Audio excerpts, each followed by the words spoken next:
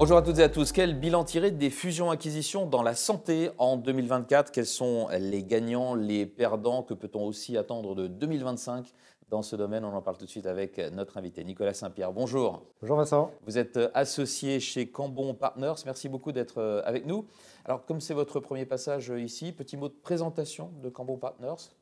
Avec plaisir. Cambon Partners, c'est une banque d'affaires. On dit aussi boutique M&A. C'est-à-dire qu'on accompagne des entrepreneurs qui cèdent leur société, qui achètent des sociétés, qui font des augmentations de capital. On existe depuis 20 ans, on est la première boutique indépendante, ça veut dire détenue par ses associés, et on fait une 60aine d'opérations par an. D'accord, alors on va entrer dans le vif du sujet avec les grandes tendances du M&A dans la santé en 2024.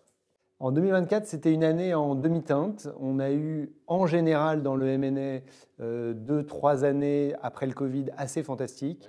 L'année 24 et probablement l'année 25 ont été plus difficiles. La santé n'a pas dérogé à ça. Il y a eu quelques segments un peu plus dynamiques, comme le logiciel, comme les services à la pharma, mais globalement une année en demi-teinte. D'accord. Comment s'est passé l'année passée pour les réseaux de santé en particulier? Réseaux de santé, on peut déjà rappeler ce que c'est les réseaux de santé. Réseaux de santé, ça va être les cliniques privées, les groupes d'EHPAD, ça va être les réseaux de soins en général, qui ont connu un phénomène de consolidation très fort depuis plusieurs années, qui a vraiment nourri l'écosystème du M&A dans les dernières années. Et 24, et ça avait commencé en 23, a été un vrai coup d'arrêt à cause de différents éléments, des éléments d'ordre réglementaire, d'ordre réputationnel. On a vu des scandales comme Orpea ou autres, et des sujets aussi tarifaires, avec les caisses d'État étant de plus en plus vides, quelques sujets sur l'activité de ces réseaux de soins. D'accord. Ce qui fait de 2024 une année contrastée finalement dans l'ensemble. Dans la mesure où les réseaux de soins représentaient jusqu'à 50% de l'activité de M&A, on peut dire que c'est une année assez contrastée.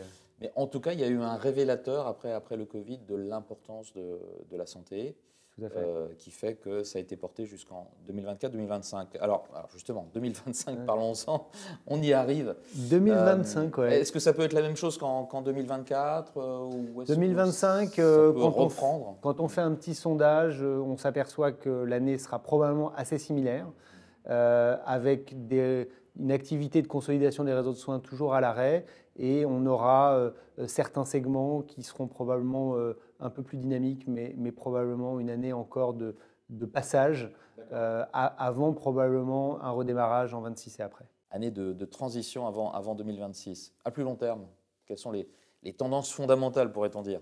À plus long terme, en tant que banquier d'affaires spécialisé dans la santé, je suis très détendu. Parce que les fondamentaux, vous avez l'air, d'ailleurs. Les fondamentaux sont très très bons. Évidemment, les enjeux de santé publique sont toujours là. La démographie va faire que la santé va être de plus en plus importante. Les fonds d'investissement, qui sont les premiers animateurs du marché du M&A, ont comme objectif principal de faire des transactions dans la santé. On a tout un tas de facteurs qui, sur le moyen et long terme, nous rendent finalement très confiants. Nicolas Saint-Pierre, merci beaucoup d'être venu jusqu'à nous pour nous faire un bilan 2024 des fusions-acquisitions dans la santé et nous dresser un petit peu les perspectives 2025 et au-delà de ce secteur. Vous êtes associé chez Cambon Partners. Au revoir. Merci beaucoup.